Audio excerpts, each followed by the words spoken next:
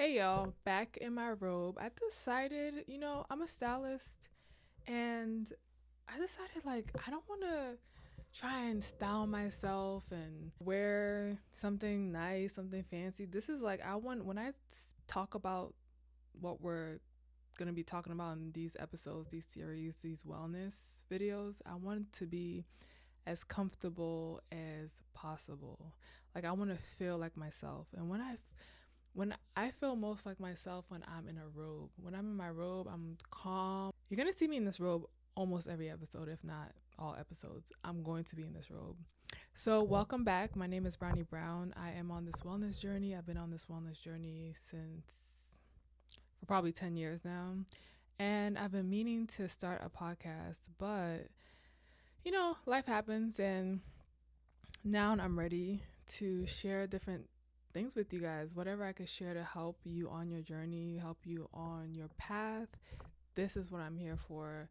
I want to share things that I've learned, and today we're going to be talking more physical wellness. This episode is for women who have a bit of a difficult time during their menstrual cycle, and that would be me. For the past, I would say, maybe 10 years, I've struggled. And I don't know what happened or where it came from, but before my periods were fine. They were great. I barely noticed it, never had cramps. I was just floating by. And all of a sudden, I just started getting these cramps. And they're the kind of cramps that they're so bad that you throw up. And every single period for 10 years, I've thrown up. And first it started with me just throwing up once, and then it went to me throwing up twice every period, and then 3 times, and then most recently 4. That's when I was like, I can't keep going like this. This is getting really, really bad. And from some research I've been doing, a lot of people, they say PCOS, they say hormone imbalance, they say different things, but it's just like, okay, so what do we do about it? Thank you for the information. What do we do about it? And my sister mentioned to me one day, she was like, listen, this is getting really bad. You need to start taking raspberry leaf. I think it's going to help you. And she's mentioned this to me before, and I've taken it here and there, but I was never consistent.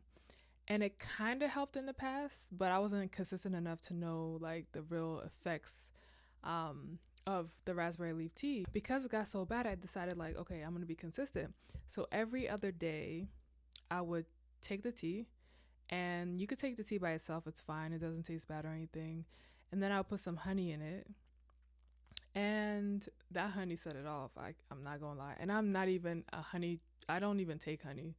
But I was going to a farmer's market, and I was like, okay, let me just try out some honey. I think my sister, she introduces me to everything. That's my doctor. So she put some honey in tea, and I was like, oh my God, this is delicious. So from then on, honey in my tea every single time. And this is the tea that I'm talking about. This is the raspberry leaf tea that I take. I take one of these every other day. Yeah, every other day I take one of these. And right before my period comes, when I'm starting to feel like my period is coming, I'll take it every day. So anyway, so you boil some water, you put the tea bag in a mug, you know how to make tea. You pour the hot water in the tea, and then you let it sit for about 15 minutes, put the honey in, let it sit for a little bit more, and then drink the tea. And you could take it while you're having a snack or just by itself. It's really good stuff. Ever since I've been taking it, it's been 4 months now that I've been taking it consistently. Ever since I started, the last 4 months, I have not thrown up. And my cramps, if I have any, are super bearable. It's way more bearable than the pains that I was having before. Yeah, the symptoms are very mild.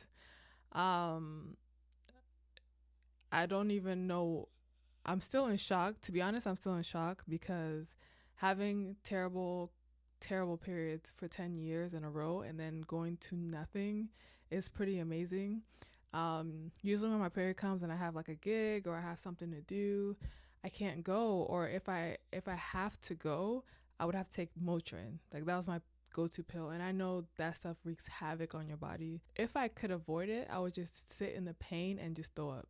But if I had to be somewhere, I would have to take the Motrin. I hated taking the Motrin.